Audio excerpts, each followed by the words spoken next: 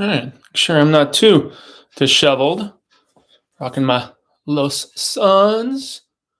Boy, it's been a hot minute since we've done one of these, everybody. I am very excited. Just make sure that. Oh, why are you doing that? Good thing we are not official yet. Mute the tab. Gotta make the donuts. So this is how I will be able to keep an eye on the chat proper. And we are still a moment away. But yes, very excited for a long overdue discussion here, everybody. Very, very excited. Okay. So once we hit the stroke of 5, that is when I will at least go to the informal aspect and let some peeps start to filter in here and there. But yeah, it's been quite the week for the horror show, most notably our dude Cecil. Okay.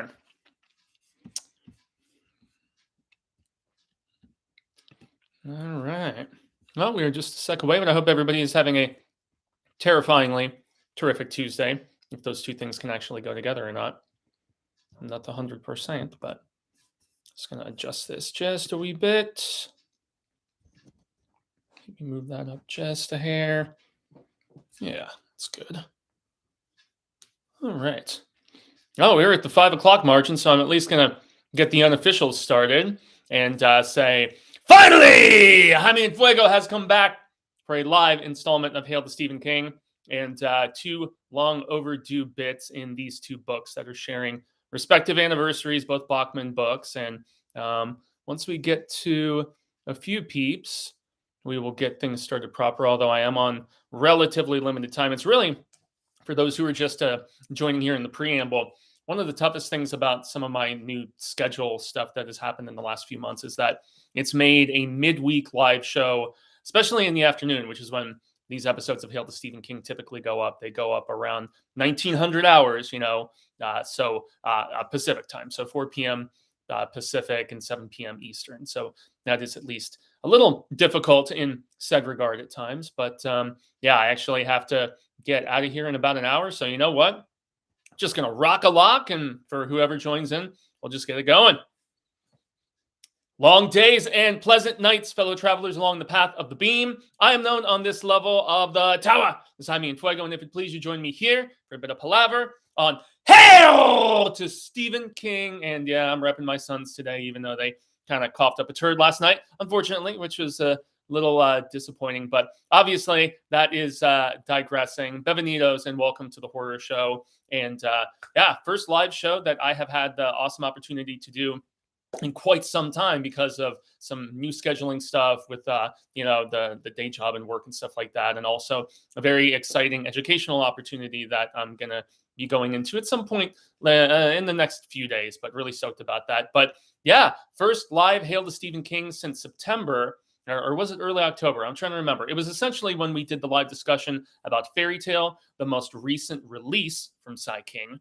And yeah, I was a little more ho-hum on that one. It had aspects of enjoyment, but a little bit of a retread in a lot of capacities. So if you're curious about seeing a previous live show, we've done over 50 of these since Hail to Stephen King started way back in 2017. So this is technically the 6th year of coverage because 17, 18, 19, 20, 21, 22.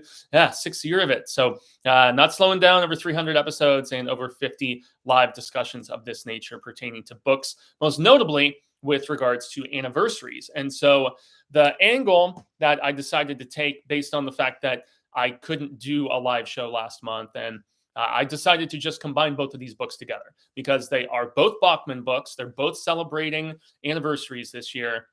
And also they're both on kind of the smaller side of things. I mean, so we have The Notorious Rage, that is Reezy, which is housed right here in the Bachman books. If you are lucky enough to have an individual copy of it, that paperback fetches a pretty penny. And yeah, check out this cup. Yeah, drink them all. I love it. So yeah, if you're lucky enough to have any of the Bachman paperbacks, at least of those first 4 releases that are housed here, more power to you. You're sitting on a little bit of Skrilla, so that's obviously cool. But yeah, man, the other one, which is celebrating an anniversary, is none other than the final Bachman book that was released. And so not the final Bachman book written, because that would be The Regulators, which we covered earlier this year when I was doing the twinner anniversaries of both Desperation and The Regulators. But this was a trunk novel, as King called it, not to be confused with a Trump novel. Haha. I'm sure King would find that joke amusing. I have mixed feelings. Whatever. I'm a registered independent. Whatever. But yeah, so Blaze was a book that King had apparently written in the early 70s, and he had submitted it to Doubleday around the time. And apparently they went with Salem's Lot or Carrie or one of those early releases. I forget which one specifically. But yeah, he decided after finding it and seeing that the manuscript was so, it was like insanely tough to read, and he decided that he was going to rework Blaze and kind of diminish the over sentimentality, as he described it, with this particular release, and kind of alter some of the timely references, because the book seems like it takes place in the 80s, but yet he wrote it in the 70s, and I would imagine in its original incarnation, it was very much lots of those like pop culture and social and just kind of timely references that King likes to inject into a lot of his work. So 45th anniversary for Rage, which was released in September, I believe, September 13th of 1977, and comes in, the paperback is 211 pages. The Bachman hardcover that I have here, that's a little over 130. It's like 132, I think, something like that. So relatively short, very much of the novella sort of classification. And then this one is barely over 3, or actually it's not even quite 3. It's barely under 3 at 285 in Blaze. And this is celebrating its 15th anniversary. And this was actually released in June 12th of 2007. So yeah, both of these, we have a 45-year anniversary and a 15-year anniversary. And so, as I said just a moment ago, originally these were going to be separate reviews, but due to scheduling stuff, I was not able to actually do a live book of the month last month, and schedule shifting here and there of different things. And so I was like, since they're both rather concise and they both have a lot of like meat on the bone to chew on, so to speak, I was like, oh yeah, man, let's just combine them together. You know, it makes a lot of sense, especially with being, you know, the first and the last shall be first and the first shall be last Bachman releases. And so I say we just dive right in, as the YouTube saying that is so popular likes to go. But first, I want to give a shout out to Jose Storms, Long Days and Pleasant Nights. Did I get the phrase correct? Yes, indeed, you did, Jose. Thank you very much. I'm very glad to have you tuning in. And then we also have Natalie Chasson, I'm guessing. Sounds very interesting. Curious about it now. I'm curious as to which one we are, what we're referencing, one of the two books, I would presume. But yeah, Rage has a fuck ton of controversy, obviously. And I think when I did, I'm trying to remember, since I wanted to revisit my Bachman countdown, which was one of the earliest Hail to Stephen King videos that I ever did, where I just did a brief little countdown of all, what there is a total of 7, I believe. I'm trying to think, because we have the original 4, then we have Thinner, and then we have Blaze. Yeah, so there's 7 total. And I did a little mini countdown. You know, everybody likes to do tier lists and countdowns and, you know, all these different things. And so, yeah, in the early days of Hail to Stephen King, I did a lot more of those. But once you've just kind of exhausted all of your options, it's a little bit tougher to, you know, after you've already taken care of the givens. But I'm trying to remember. I know Rage and Blaze were both dead last. I'm trying to remember which of the two I would place dead last, because at this particular juncture, despite finding, I basically looked at Rage through a different set of glasses. This was my 3rd time reading it, but it still had been a number of years since I checked it out.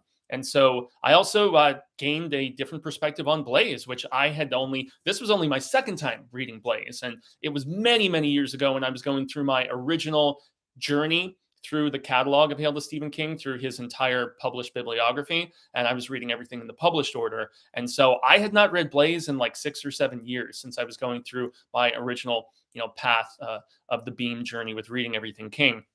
And so it's always interesting upon these sort of revisits, because you do often gain a certain perspective that maybe you didn't have, because there's so many different incorporating factors, whether it's what's going on in your life at the time, how much you have grown in the interim. There's various factors that really just play their, you know, perspective parts, so to speak. And yeah, I will definitely say that I don't know if I would say that I enjoyed Rage, but I found Rage significantly more fascinating upon this read in comparison with the last time that I had checked it out, which was maybe 3 or 4 years ago. And definitely significantly more than upon my first read of Rage, because the first time I read Rage, I fucking hated it.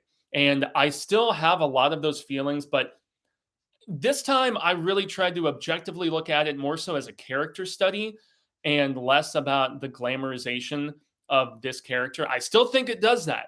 And I think that is one of the reasons why it's the only Stephen King book, being Rage, that is out of print.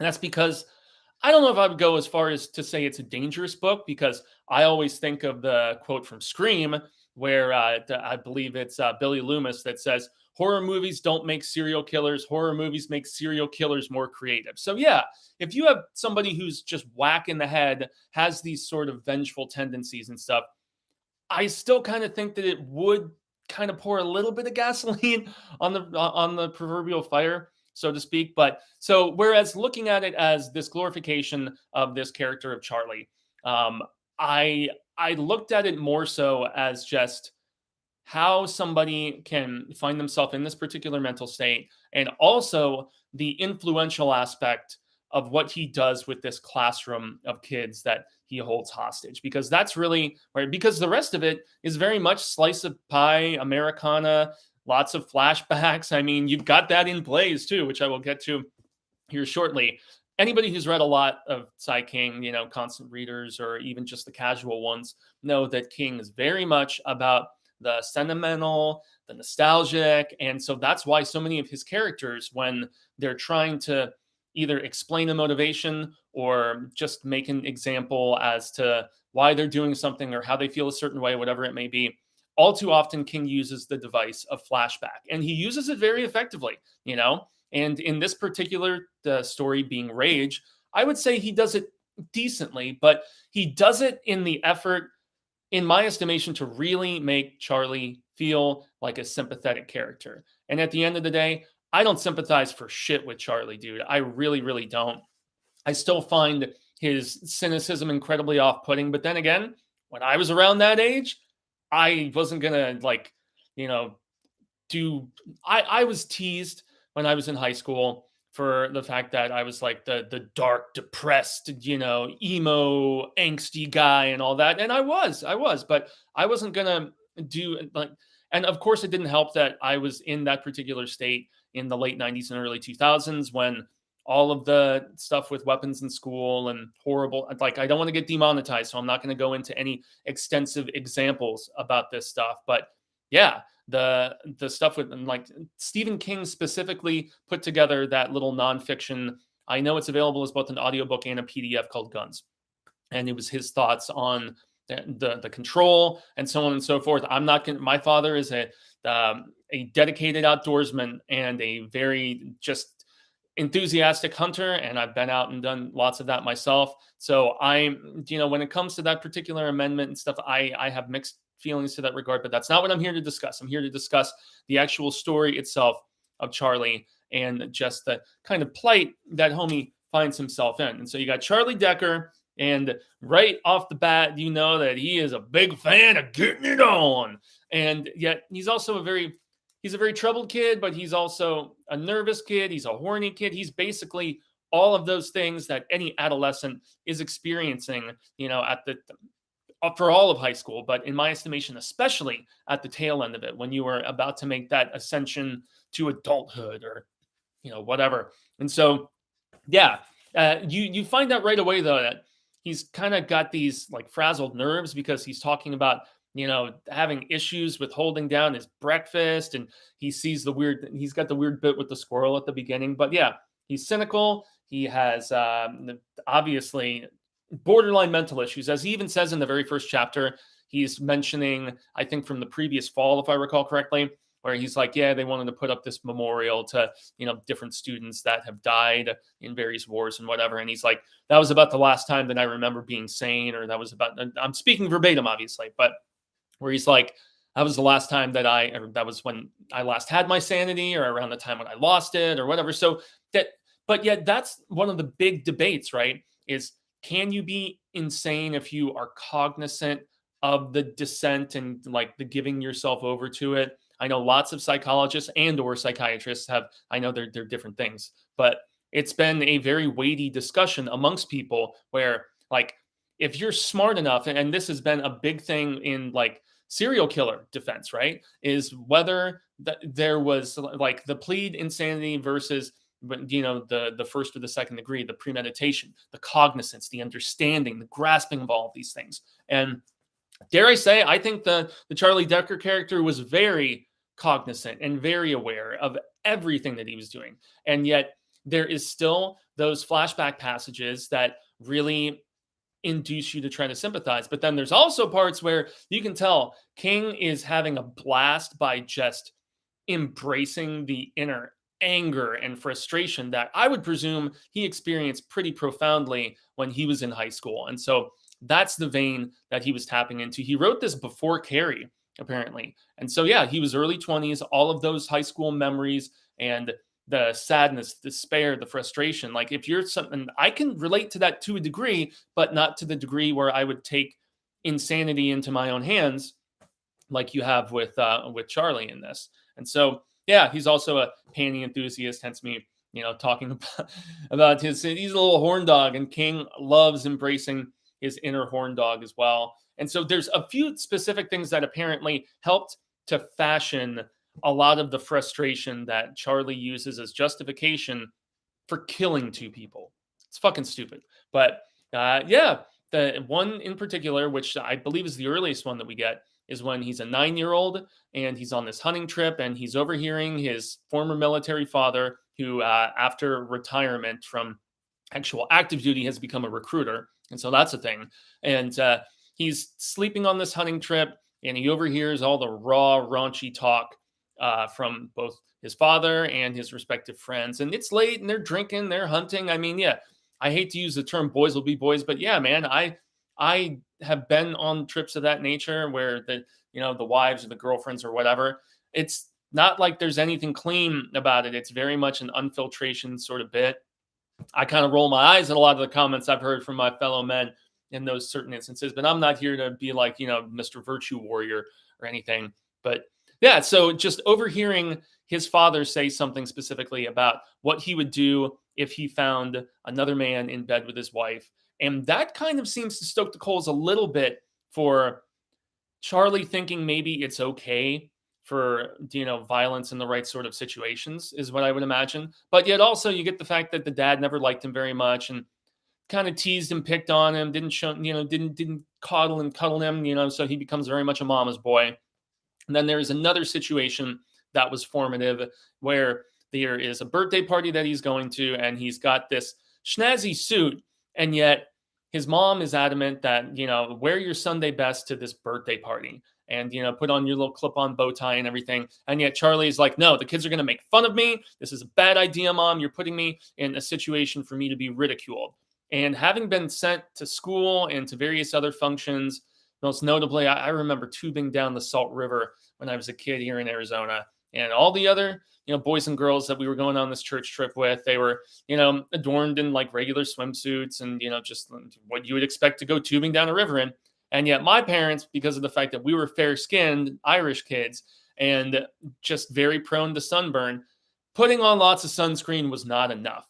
We had to be adorned in full-on shoes, like goofy colored shoes, red and blue and purples and greens and all this weird shit. And then on top of that, big long sleeves, long sleeve pants, not jeans or anything, but like sweatpant, like sport pant equivalents. And so we go out there not looking like we're going to go tubing. We look like we're, ready for, swamp battle or some sort of craziness like that. And of course we were teased and made fun of. And so I can at least relate a little bit to some of Charlie's instances. So that's another one that was formative. And of course he gets teased at the party. He ends up getting in a fight. So this is another instance where, like, as opposed to the violence being justified and seemingly okay, this is the instance where he finally takes being teased into his own hands. And as somebody who was also teased, and in turn, when I was teased, reciprocated with force, despite being a kid with a flat top haircut and Coke bottle glasses and everything, I mean, yeah, I can relate once again to double and triple down, triple stamped it, no erases, to the fact that, yeah, I can understand the aggravation and the fact that I'm not going to be picked on. I'm going to stand up for myself. I get all of that. I truly do. I guess the one thing that I don't get is that there is a bit where he's talking about creaking and how one of like his first memory ever is when he was like 2 or 3 years old and he wakes up from like a nightmare or something and he can see like the darkness outside and the tree branches look all sinister like something out of a horror movie. Thankfully nothing to the degree of like the Evil Dead, the original, but still, and his mind is kind of playing tricks on him as a kid myself who slept with a nightlight till I was like 8 or 9 years old because I had such an overactive imagination and I was going bonkers in said regard. But nonetheless, he hears a weird like creaking from the room over, and he doesn't initially realize it's his parents. He thinks there's some sort of sinister, monstrous, supernatural, whatever force that's going to come mess with him.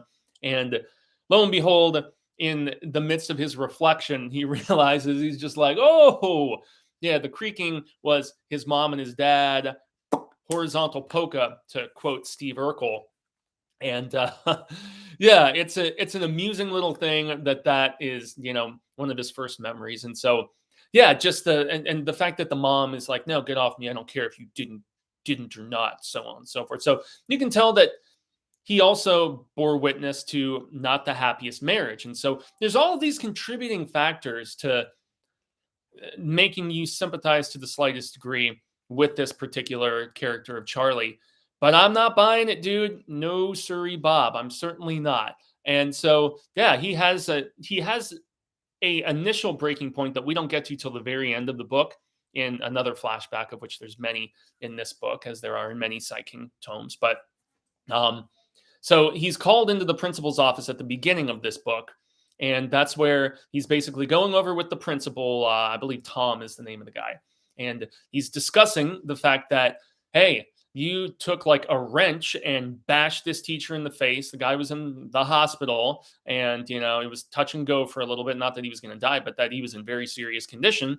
And Charlie ends up getting off, because he's a minor, obviously. And also because of the fact that the teacher had ridiculed him and was like putting him on the spot. And the fact that he presumably wasn't really completely aware of what he was doing as he did the smash down into homie's jaw or skull or whatever the hell it was. But so that's why he is back in school, and yet he is called for some additional disciplinarian discussion.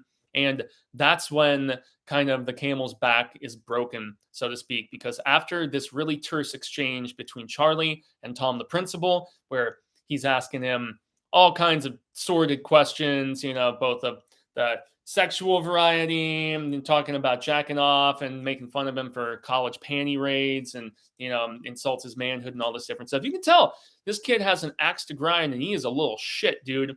And he is just immersed in entitlement and all that other stuff. But then again, that's where, as opposed to getting angry about this kid's behavior like I have the two previous times, it still miffed me. I'm not going to lie. But it also just got me thinking about, man, that's the way a lot of kids are at the time. They just don't take it to the extreme that Charlie does. And so once again, looking at Rage as a character study in comparison, I feel like it worked a lot better for me in that regard, because that's where he just goes ballistic missile, yo. He lights a fire in his locker as a diversionary tactic, and then he goes into his classroom, kills his teacher. There's another teacher that comes in. He shoots that one in the throat as well, who's trying to defuse the situation. And then in turn, he decides to hold this class hostage. And amongst a few other flashbacks and stuff, it turns into almost like a Stockholm syndrome scenario where initially the kids are like,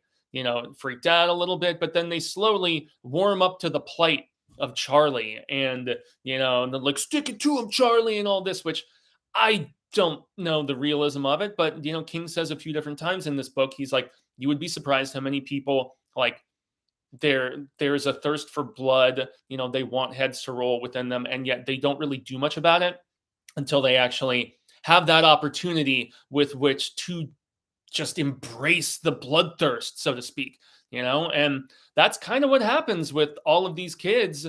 And Yeah. It slowly turns into just an examination of how the herd mentality becomes crazy prevalent in this sort of dire situation. And yes, there's negotiations with law enforcement and with other, instructors and people in power on campus. Interestingly enough, though, Charlie's parents do show up, like in the early to mid aspect of the story, in the midst of this standoff and hostage situation. But I don't even remember, and because I just got done rereading it, the other day, but I don't remember them actually just being given the chance to actually talk to him or even having any lines in the present. Like everything we get from Charlie's mom and dad are in the flashback aspects. His mother's just affinity for jigsaw puzzles and how the father teases her about it, and the lovelessness of the marriage, as I mentioned, and some of the other quarrels and some of the flashbacks and whatnot between Charlie and his father, including one instance where after he bashes the teacher and gets arrested and everything, him and his dad get into a fisticuffs.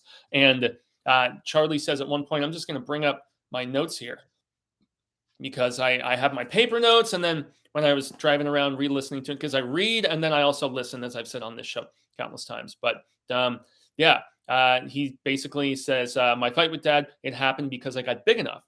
And that is all too often what happens. Like when you're still super small, no one ever listens to me because I'm small. It's significantly more difficult unless you're really ballsy and brazen to go after a parent, whether mom or dad, until you've got, at least a comparable, sort of size and, just body mass to you, unless you're like a little hothead nutsoid. But so that's, him and his dad, after he bashes the teacher, which we get the flashback to at the end of the story, they throw down. And once again, it's seemingly justified because of the fact that the dad is not whooping him on the ass after getting arrested. The dad goes for the face and slices his cheek and all this, and then the repercussions, the retribution. So you really have Charlie painted as a very much an anti-hero, and I can probably imagine that's why a lot of constant readers that I have spoken to about this, they're a lot more enthusiastic about this particular book than I personally am, But once again, as I always say on this program and on the horror show in general, art is subjective. I am well aware about this, and so it is what it is. And it's funny, he sees the squirrel again after he's killed the first two teachers and holding everyone hostage, and he's like, squirrels make lousy innocent bystanders, which I thought was pretty funny. And then as he's talking back and forth with the principal, he basically is insulting his empathy as an educator. And he's like, I'm not just a record you can lock up at 3:00, Tom. And it's pretty profound in said regard. There's the character study of what happens amongst all of these students, where he's essentially urging them to talk about sexploits, to talk about, deep, dark secrets that they may potentially have, and also to start selling each other out and talking shit. He has these two girls, one heavier set one, and then another short little girl who like goes with the greasers and the kids in shop class, like the kind of chick you would have seen in Grease or something. He basically orchestrates the two of them who don't like each other. And, one of the bigger one's like, you're a little slut and blah, blah, blah. He orchestrates them, and the conflict there. He's very much like he's greasing the gears for the conflict and for all of these deep and buried sort of things. And so that's where it brought me a little bit more of a fascination aspect from a psychological standpoint in what King decides to tackle in Rage. Although it's not without the King tropes. There is one particular instance that I'm sure people would take significant exception to. And I did as well, where Charlie goes into this like kind of, oh goodness, almost like a very derogatory to, the Black culture in a voice and some sayings as he's trying to make a joke. And of course, King is like, this kid in the classroom who was black as a spade was laughing about it. I'm like, homie, I don't think dude would be laughing about all of this massa sort of stuff that King goes into. But King comes from a different time, and that does not condone it necessarily, but it shows how certain aspects of the storytelling of age. You also have King once again using one of his favorite metaphors in the 70s, because he has it implemented in a few short stories and I think a few of his novels as well, besides this one. But the aspect of Mickey Mouse in Fantasia when he brings the brooms and stuff to life, and then he realizes he can't put the genie back in the bottle. He can't properly control them. And that's actually something near the end of the book that Charlie actually mentions himself, in the fact that he's like, yeah, I don't have them under my thumb. And something else that he says later on, after this particular girl that he has a crush on gives her story about losing her virginity to one of the kids in the class named Ted, who becomes like, he almost is like borderline the end of the Wicker Man, with how everybody gangs up on him and the crazy herd mentality of that, or like what happens to the soldier in The Mist and so on. But yeah, he basically says, I started out as the main attraction and now I'm the sideshow. And you can tell that that maybe is one of the things that brings Charlie a little bit more back down to earth, because, you know, this girl gives her sexploit about how, you know, she loses her virginity to the nicer, like, you know, whatever kind of impish guy who was a big sports dude on campus and then quit the football team and all this different stuff. And Charlie even says a few times that he admires him. He says it twice in the book. But then this kid, as everybody gangs up on him at the end, turns a little wormier and whatever. But yeah, he gets his heart like cut out by this girl, Sandy or Sandra or something. I can't remember, but it's basically the object of Charlie's affections that he just never had the guts to ask out. But she loses her virginity to this guy, Ted. And in the story that she is telling to this whole classroom of, late teenagers, she's like, it didn't do it for me. So I went back to the roller rink and I just let some dude pick me up and go to Pound Town. And I was like, it was like hotter than anything I'd ever experienced and stuff. And the Ted guy is just like, he's wincing in pain because his ego has just been bruised so brutally. And so that's where Charlie starts to finally realize, he's like, and he tells his own story about going and partying with his best friend Joe and Joe's older brother at this college campus, and having some premature EJ, and just the demasculization of that instance, you know, from the partying and the drinking, and then just not being a seasoned lover. And that's where I feel like they're a little mean to the Ted kid, even though, yeah, he's kind of a little shit at the end of the day. Like what ends up transpiring with him and them all ganging up on him, I think is a little outrageous, a little over the top.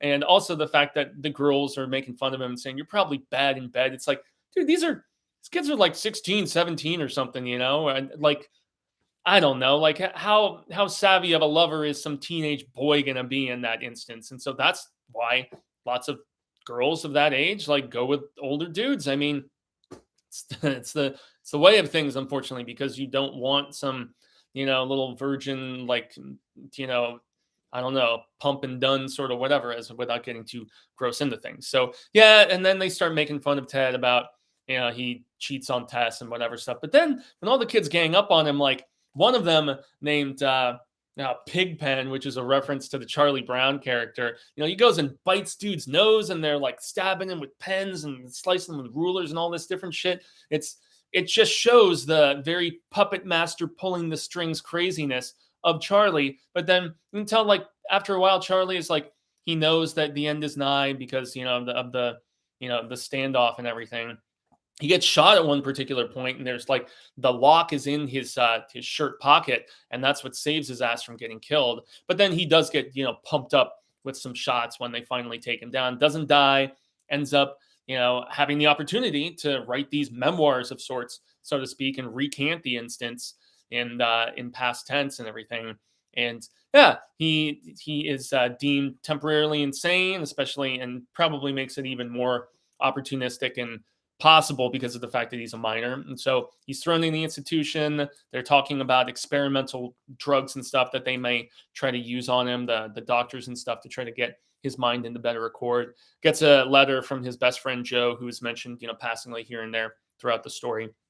But yeah, I will say that I found a lot more to kind of sink my teeth into as far as just the nature of people, especially in situations like this, and just the sheer fascination of that. But do I sympathize with Charlie, as I really feel like King, with all of the seeds that are planted to just basically say, this is how we got from point A to point B. No, I don't buy into it. I believe that kid was already messed up, and those situations only grease the proverbial gears. But that is, once again, my personal opinion, as opposed to one that I'm trying to, shove down anybody's throats or whatnot.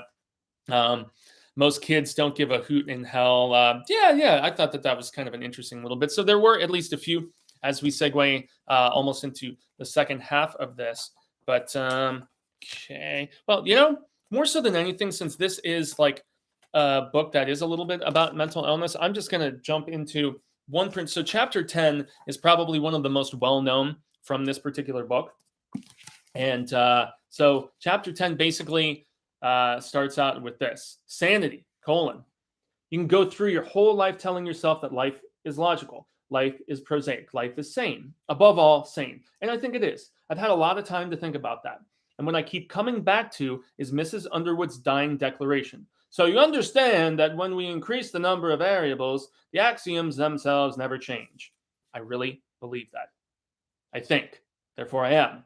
There are hairs on my face, therefore I shave. My wife and child have been critically injured in a car crash, therefore I pray. It's all logical. It's all sane. We live in the best of all possible worlds, so hand me a Kent from my left, a Bud from my right, turn on Starsky and Hutch and listen to that soft, harmonious note that is the universe turning smoothly on its celestial gyros. Logic and sanity, like Coca-Cola, it's the real thing. But as Warner Brothers, John D. McDonald, and Long Island Dragway know so well, there's a Mr. Hyde for every happy Jekyll face, a dark face on the other side of the mirror. The brain behind that face never heard of razors, prayers, or the logic of the universe. You turn the mirror sideways and see your face reflected with a sinister left-hand twist, half mad and half sane. The astronomers call that line between light and dark determinator. The other way says that the universe has all the logic of a little kid in a Halloween cowboy suit with his guts and his trick-or-treat candy spread all over a mile of Interstate 95.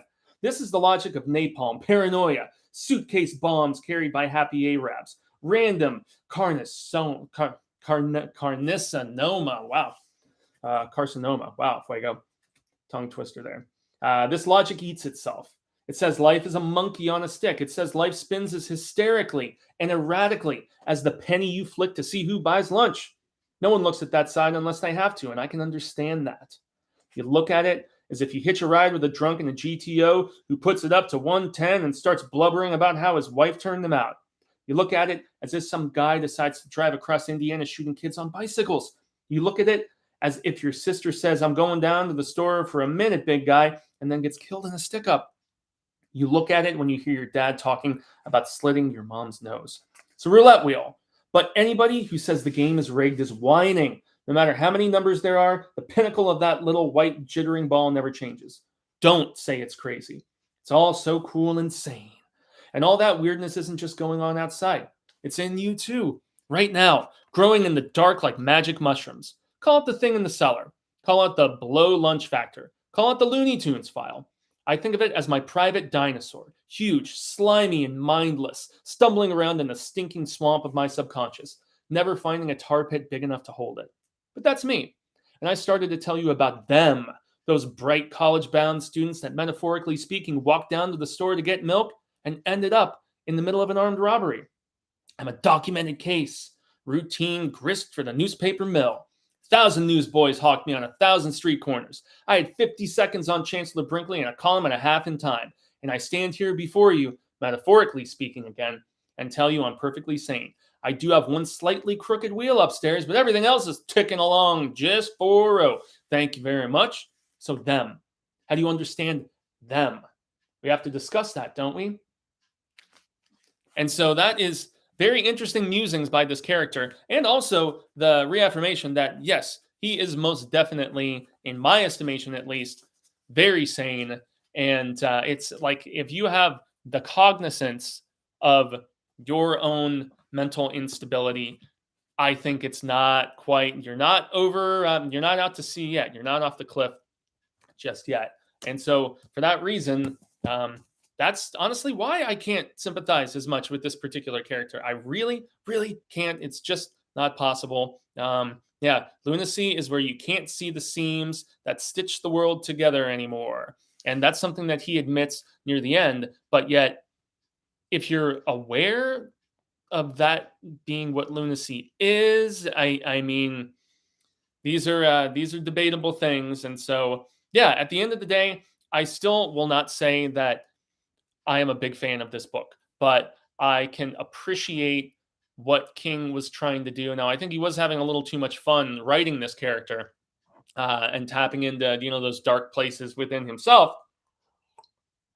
However, yeah, I think that this would most definitely be at the bottom of the barrel for Bachman stuff, even less than Blaze, at least for me personally. And that's not because I think it's poorly written, because that passage I just read, god damn, is that very eloquently put together and just that's some of King's fiercest and most snippy and smart writing. And it really shows the scary smarts of this particular person and makes them not somebody you want to root for. It makes them somebody that you want to fear is more the way that I personally gaze upon it. But so yeah, that is my thoughts on Rage, the book that here in Blaze, Sai King denounces and says how happy he is that it is not in print anymore. And because here in Blaze, when it was released in 2007, after King reworked it, there is a lengthy foreword from King himself, which is very fascinating. And he talks about the process, and it's called Full Disclosure. And he says, "Dear constant reader," and he goes into, a nice solid 5 pages all about just how this book came to be and some of the fascinating aspects with just reworking it, making it a little bit less sentimental. And this is another one that is endlessly quotable, and I can't wait to get into it here in just a couple minutes, but I'm going to cycle right back through. The chat has not been super popping off, but okay. All right. Juggler Assassin says, "I thought Rage was getting a re-release along with Blaze." Damn. No, Rage is still out of print, and especially with some of the other stuff in the news recently. I know there was that college thing with the football players recently where there were some deaths involved with regards to the big G's. And so I do not see King putting that particular book ever into print again in his lifetime. Who knows? Maybe there will be reconsideration in the next 15 to 20 years when Sai King is no longer with us. Boy, I'm praying we get that much time with him. But yeah, I don't perceive Rage. But Blaze is one of the ones that I have seen this one so many times in like the local, I don't know, Savers or Goodwill or whatever. Like you can pretty easily find a very cheap copy of Blaze out and about, I would say. But okay. If King released Rage today, he would have got canceled on Goodreads and Twitter. Yeah, Jose, you are 100% right. I liked Rage because it doesn't feel like a King book, says Juggler Assassin. Well, yeah. From a pro standpoint, I really do feel like it does, but it's very much more so it's not in the spirit of King. It's very Bachman in its mean-spiritedness, which is, I mean, you feel that thread equally in Roadwork. You feel it to a degree, but a significantly lessened one, in my opinion, in The Long Walk and in The Running Man. I feel like both of those have a little bit more sweetness at their cores. There's a little bit more of a virtuousness to the characters in The Running Man and The Long Walk, whereas Roadwork is the one where the person is doing some fucked up stuff, but yet you still sympathize. Whereas in this one, the stuff that Charlie is doing, boy, King tries to make you sympathize, but it doesn't work, at least for me. But if it worked for you, but yeah, to Juggler Assassin's point there, it definitely does not feel like a King book proper. I see the similarities in some of the writing style and especially some of the devices used, like flashback that I mentioned. But if we're talking about what is being written about, no, it doesn't feel subject-wise and the way that the subject is approached like something you would get from King. Natalie says, "Totally irrelevant comment, but I appreciate how kind and intelligent you seem. From watching you on YouTube, I've been watching this channel for several years now, and your personality and opinion always sticks out and resonates with me because you seem like a genuinely very nice person like myself. Not that anyone else on the show doesn't come off as nice." Well, despite the fact that I'm not a Christian, I'm an agnostic, but I credit that significantly to the upbringing from my parents, who were devout to the point of fault at times. But yeah, man, there is lessons to be learned about just common morality, in my estimation, and just something as cliched as the golden rule that still rings true very loudly within my head. Savannah says, I need update on Dylan's new nightmare. Well, I was fortunate enough to be on set for the first day of Dylan's new nightmare, and scheduling, unfortunately, did not allow me to be there beyond that. But that film is in exceptional hands. And seeing Cecil finally living his dream, or nightmare, I should specify, it was really a sight to behold, man. And the team of actors between Dave McRae and Miko, but even some of the supporting players that were brought on. The scene that I got to watch is one that is early in the film. It deals with an audition, and that's about all that I can say, because I'm not supposed to be spoiling anything. I've seen the makeup work that they did as Freddy, or the entity that takes on the form of Freddy, if we're going to go specific with Wes Craven's New Nightmare. It looks fucking amazing. Like Nora knocked it out of the park. It's legit some of the best Freddy makeup I have ever seen, ever. And that includes all of the Robert Englund stuff, and unfortunately the Desert Platinum Dunes remake, or whoever Michael Bay's company that did the remake was. So everybody, keep your eyes out for it. The update, all that I can say is that they got all the filming done. I don't believe that they're planning pickups or any reshoots or additional shooting or anything like that. That's why for a 20-something minute movie, they set aside an entire week. And from what I understand from talking to Cecil, they had a blast. There is a big name that is going to be coming on for assistance with the editing process. Myself and my band Chiron have a song for the film, along with the Wicked One, who was doing BTS for it. He has a kind of horror rap sort of bit, which is pretty dope, that he's got for it too. So yeah, I mean, the film is in good hands, but you just have to be, if you can wait 3 years through a pandemic for us to finally get the chance, or for Cecil to finally get the chance to make this film, I think a few more months till the spring of 2023 to make sure that the finished product is as exceptional as possible.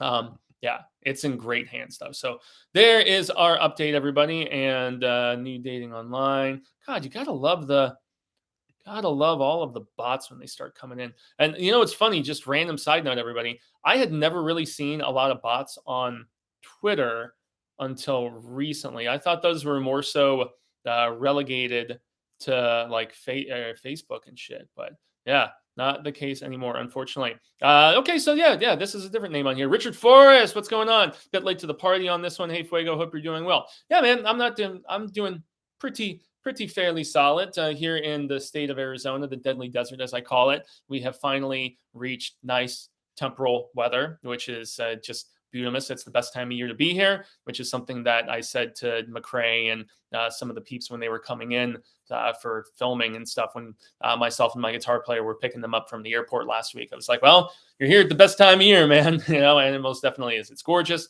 Great last few days, and very, very excited for these last 6 weeks or so of the year, because there's a lot of cool stuff going down. Scar says, was caught up in you reading. Yeah, well, I try to do my best.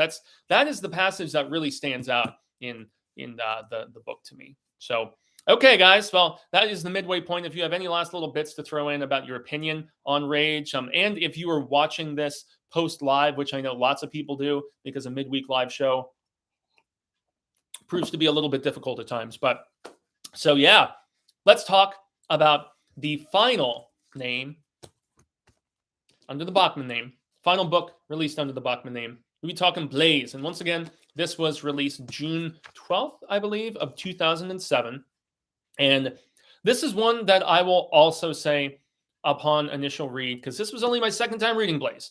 I was not impressed, okay? It was really more so an afterthought. And it was also where I think one of the reasons why I paid so little attention to Blaze upon the first read, in comparison with revisiting it here for this second time,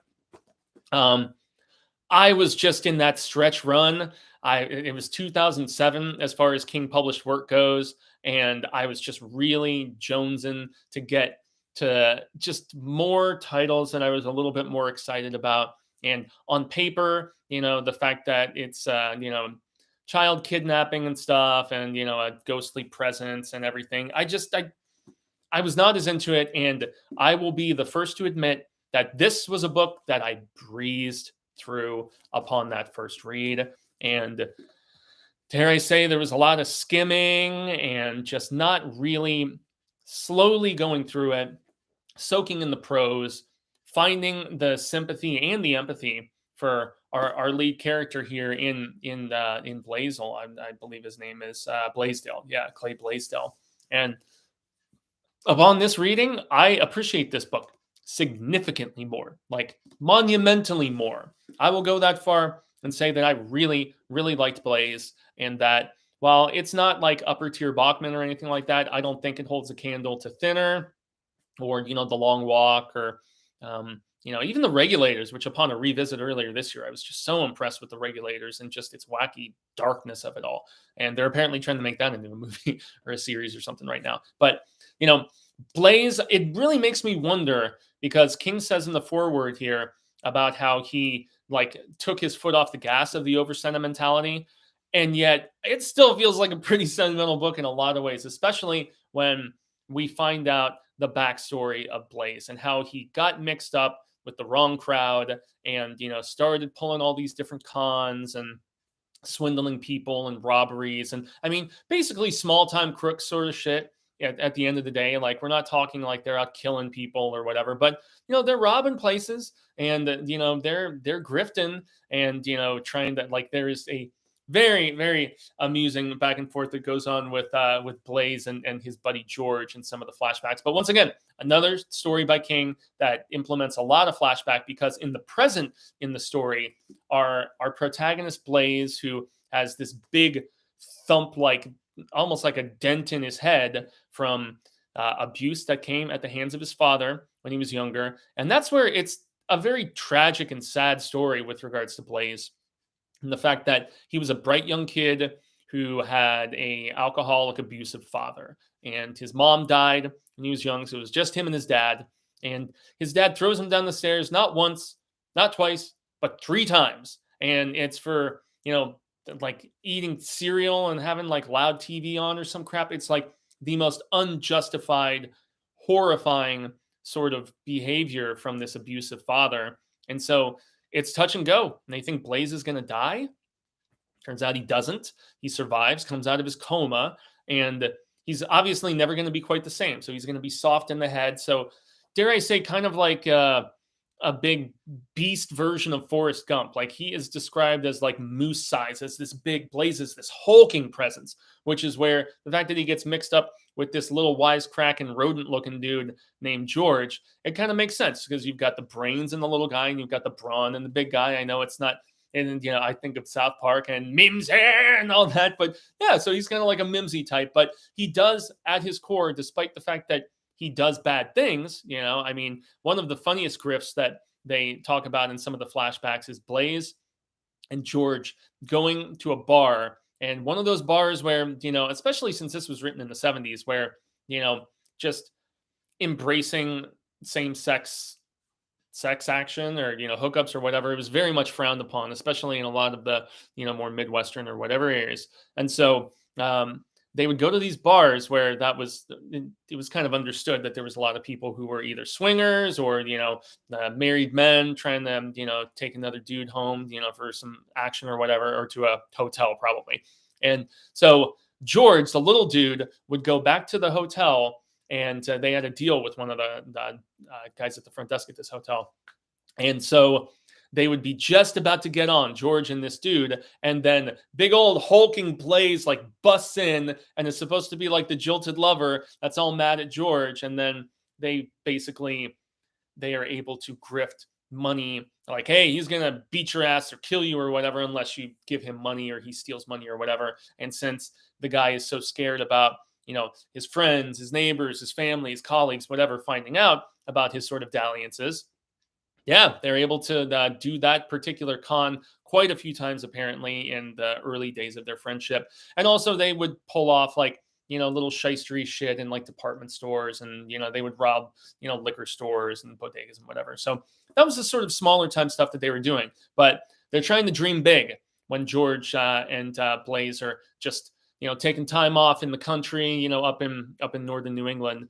and they decide that they should do a kidnapping, and they should do a kidnapping of the grandchild of this like insanely rich guy, and that is going to be their big score, so to speak. But unfortunately, Blaze's best friend George and his partner dies, and it kind of derails stuff initially. And you would think that maybe that's a little bit of a spoiler, but it's not, because you find out that despite the fact that at the very beginning of the story, Blaze is trying to steal a car, and they're in the parking lot of this bar, and you think George is alive, but then in the first chapter, pretty much you find out, no, he's dead. And some weird essence of his spirit, ghost, whatever you want to classify it as, is there hanging around with Blaze. And he's kind of there in interim. Like he comes and goes, so to speak. And so, he is advised about certain bad choices that, being slow and everything, and having, kind of the slow is still the best word, because he's still relatively sharp in certain ways. He's like remedial, I guess, is one of the better ways to describe it, because he still was able to pull off these cons, and he's not like he can speak. The cognitive processing a lot of the time just does not happen very quickly, or is very, once again, rudimentary. So, but Blaze decides to go at it on his own, kidnap this kid, and that's where you really just experience the sweetness of this character, and that we really find out a lot about in the flashbacks, because Blaze is taken from his father, and after he gets out of that coma and he's getting out of the hospital, they put him in this basically an orphanage, and yet there is abuse that he receives there from some of the instructors and everything. And then once he does get adopted, he's basically adopted because he's such a big, hulking, massive presence of a kid. He's adopted by these like shystery, shitty, like farm people who have like a small crop of canines that they breed, but they also have cows and various other things on this farm. But they basically hire him to chop wood and to do all of this physical labor, and he is just grossly mistreated. Some of the only good treatment he gets is when he goes to school, and if they had their way, they wouldn't even allow him to go to school. He would just stay and work for them all day. But they were trying to keep it as true and blue as they could, so they could get that fatty paycheck from the government, for housing this kid. And so, Blaze has just a very, very rough childhood. And similar to the stuff with Charlie in Rage, you can see how the path of mistreatment led this character, to where they end up when we meet them initially in the story. But you sympathize with Blaze, you really do, because at his core, at his heart, it's very apparent that Blaze is a good person. Whereas in Rage, it is very apparent that Charlie is a really shitty person. And that's really the big difference between both of these books. And so if I'm going to jump into some of my notes about the endless quotability of this particular story. So just a few of my favorite bits from in here. You couldn't fool anyone into thinking you're smart. And that's something that Blaze just kind of considers to himself at one particular point, because it's the whole fake it till you make it. Well, he's never going to be able to make it because of, the damage that he incurred when his dad threw him down those stairs 3 times. And, that's during the introductory car theft. And we find out that, George is dead. And the beginning of chapter 2 is something that I really dig in this, that I wanted to jump to really quickly. So that was the curse of being a dummy. You're always being surprised by grief because you could never remember the important things. The only stuff that stuck was dumb stuff, like that poem Mrs. Seelig made them learn way back in the 5th grade. Under the spreading chestnut tree, the village Smythe stands. What good was that? What good when you caught yourself peeling potatoes for 2 and got smacked all over again with knowing you didn't need to peel no 2 potatoes because the other guy was never going to eat another spud? Well, maybe it wasn't grief. Maybe that word wasn't the right word. Not if that meant crying and knocking your head against the wall. You didn't do that for the likes of George, but there was loneliness and there was fear. It's because he keeps forgetting that George is dead, because of the fact that he's slow and such. And so it's just, initially you are led to believe that George is a real shithead who leads him down this bad path. But in reality, as you find out near the end of the book, and like in the 3rd act, especially in some of the flashback stuff, but, Blaze was already doing like, these small hustle sort of things and whatnot. And so George, whereas initially I kind of thought, oh, he's this shithead and he was just using Blaze, in the back half, this is the character that King wants you to sympathize with, similar to Charlie, but nowhere near of the extremity, that I just couldn't sympathize with George. And based on Cy King's political leanings, the fact that George hates Republicans and everything and so on, that's where I'm like, oh, so you are supposed to actually like George. He's like the endearing con, almost like, oh, I forget the name of the mobster who helps out Dude and Thinner, but it's that sort of dynamic where you're like, yeah, this person does a lot of shitty things, but they're not so bad, like that sort of thing. And that's the way that you're supposed to think of George in this particular story. But it's really, he is the presence of, whether it's in his head or whether it is an actual ghost or whatever, that just plays off of Blaze in a very interesting fashion. Sometimes he thought George wasn't a very good friend, and yeah, he wasn't. And it's chronicled early in the book that George wasn't that good of a friend. And then yet King kind of pivots and switches gears a little bit in the later half to make you think that he has actually been a little bit better to Blaze than he is presented as early in the book. It was funny how little things could be so perfect, but no one ever saw them. That's another thing about Blaze, is the fact that since he is of that sort of simpler fashion, there are a lot of things that the hustle and bustle that a lot of more intelligent people, I guess, would pay attention to that are all too often ignored. The whole, stop to smell the flowers sort of cliche. It's very much what Blaze embodies as a character in this. It really is. And I like that a lot about him. The fact that despite doing these bad things, he is very in tune with kind of a softer, caring, more considerate side. And, being a big guy meant you had to control your temper, which is something he mentions a few times in the book. The fact that since he has this girth and this presence and this size, that he at least was smart enough, or, whatever, to know that, he had to keep his rage in check. And thankfully, he doesn't really have an extensive amount of it. Blaze 3-week coma. Yep. And there's just a lot of things that I wanted to make sure that I mentioned, because a lot of it just sits in my head and I don't even have to consult these notes. The brains in the brawn. There is a Shawshank reference, which I would imagine King did not have in the original manuscript, but since this takes place in the New England area and stuff, he wanted to pepper it in. And then you still do get, bits of wisdom from George here and there, like the fact that he says to Blaze at one particular point, "I always try to tell the truth.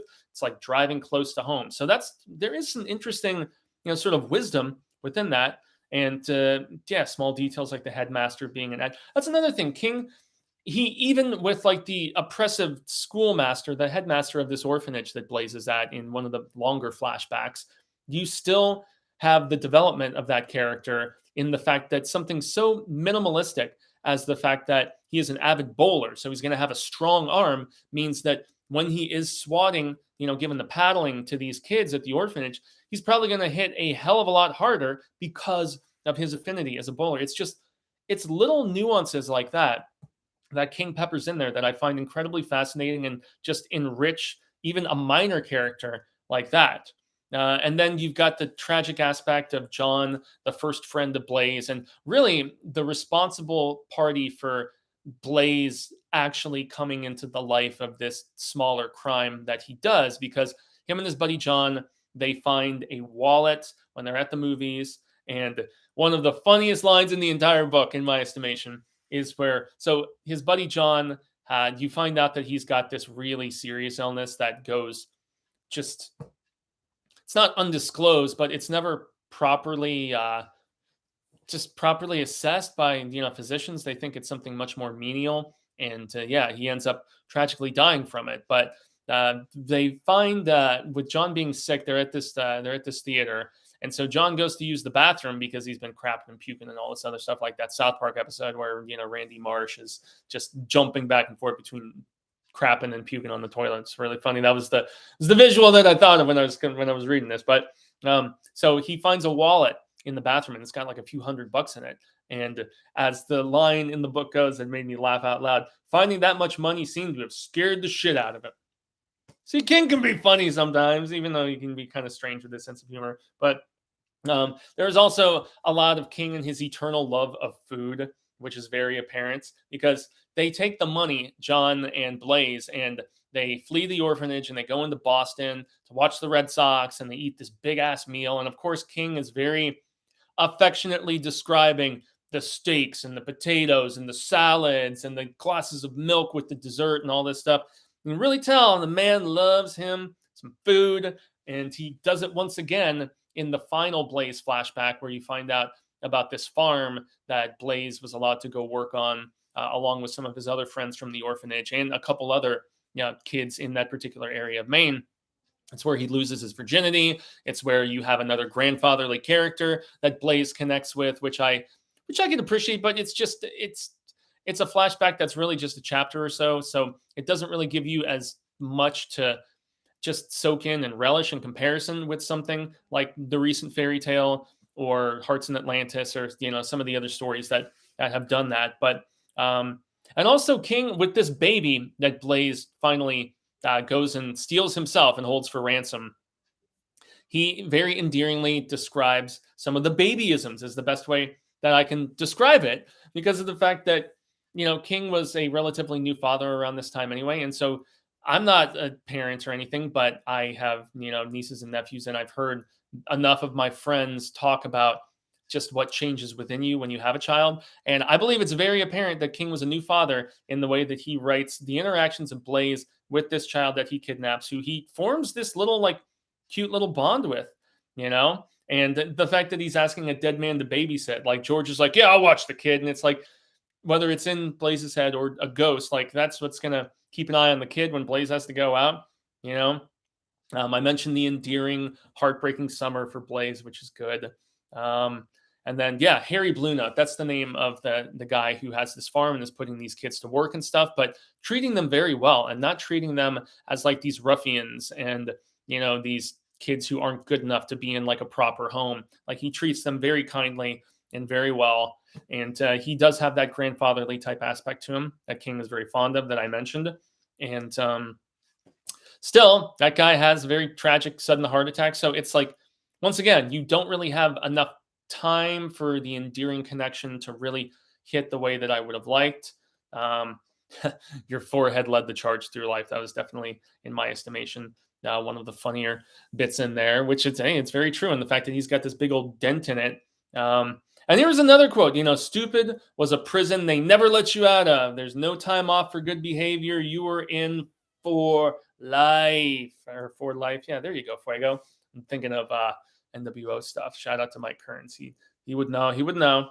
The world was full of fools falling all over themselves to show you how smart they are. So once again, this is a very endlessly quotable King story, but yet a very simple King story.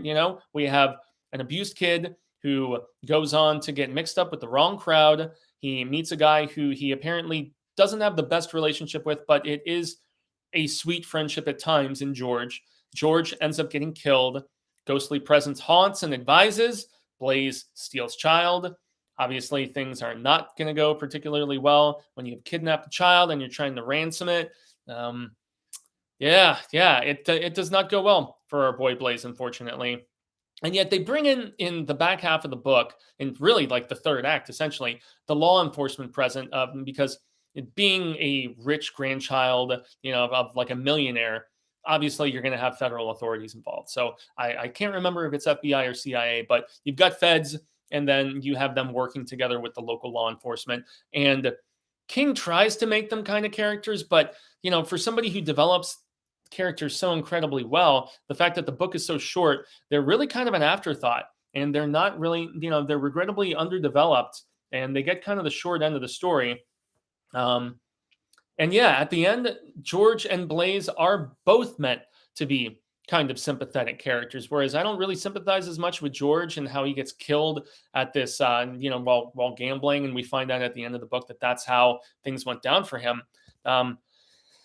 I definitely sympathize a lot for Blaze, even though he does take some law enforcement people down at the very end when he's finally going to get caught. And yet it's also very sad because, his standoff is like he goes back in hiding with the child after he makes a call and gets in contact with the parents of the child that he's ransoming and everything. He goes back to the boarded up orphanage and, this reformatory orphanage sort of school where he ends up at. And it's just, it really sucks when you have a character who just gets the short end of the stick, like over and over and over. And then, as what happens with Blaze, these are always spoiler reviews, he gets killed by law enforcement at the end. But that's the price that you pay for, you can still have a heart of gold, but if you do fucked up stuff, you are going to most definitely endure the consequence. And yet the love and the protective nature that he gains for this child and not wanting anything bad to befall it, I don't know. There is a certain sweetness to it, and yet, yeah, it's the epitome of just a tragic, kind of depressing story. I mean, abused, wrong crowd, and makes a really significant bad decision because he kills this old woman at one particular point. And right then and there is where you're like, okay, you may have some sweetness at your core, but you are past the point of no return. You are irredeemable. If you may not understand the extent of your force. It happens in a flashback with a fight with an older kid when he's younger in the book. And then it also happens when he punches this old woman who discovers him when he breaks in to kidnap this child. So, but there is like kind of a sweet little nod to reincarnation, potentially silver lining, perhaps. I'm not sure if you would even classify it as such at the very, very end of this book. But the very end of this book was one of those that just brought kind of a tear to your eye, but yet made you just kind of smirk to the slight, and just like a little half smile along with wiping the tear away is the way that Blaze goes. And so, it makes me wonder if this is one of the newer elements that King added while revising this story. And that's where I'm just really curious, is how much new King actually brought to the table with this particular revision and reworking of this, because I don't know. I personally did not appreciate Blaze upon my first reading anywhere near as much as on this second go through. Now, that's not to say that it is anything close to top tier King, but the fact that it is something that explores, one of his favorite things when it comes to Bachman writing, in the fact that he likes these kind of hard-boiled crime sort of tales. And I know that they seeped into King's regular storytelling with stuff like the Colorado Kid, all the hard case stuff. And then, the Bill Hodges, trilogy, obviously. But Blaze is one that I would recommend. I would. And especially because of the fact that it's a very brisk read. It's less than 300 pages. It's more on the novella side of things than like a full novel proper. I did it in one sitting. It was like 5-6 hours. I cruised through it. The audiobook is very well narrated as well.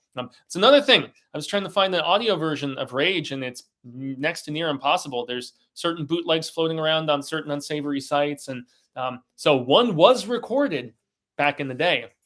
But yeah, I was having trouble with playback. Like, it would go through the first few chapters and then it would freeze. And that's because of the strange sites where I was trying to check out Rage on. So everybody, that is my thoughts. And looks like since the chat has been relatively quiet, anybody who's made an appearance, please like this. But okay, Natalie says, what is your all-time favorite Stephen King book if you had to choose? I listen to a lot of books on Audible, mostly fantasy and true crime, but I'm interested in adding a few King books to my library.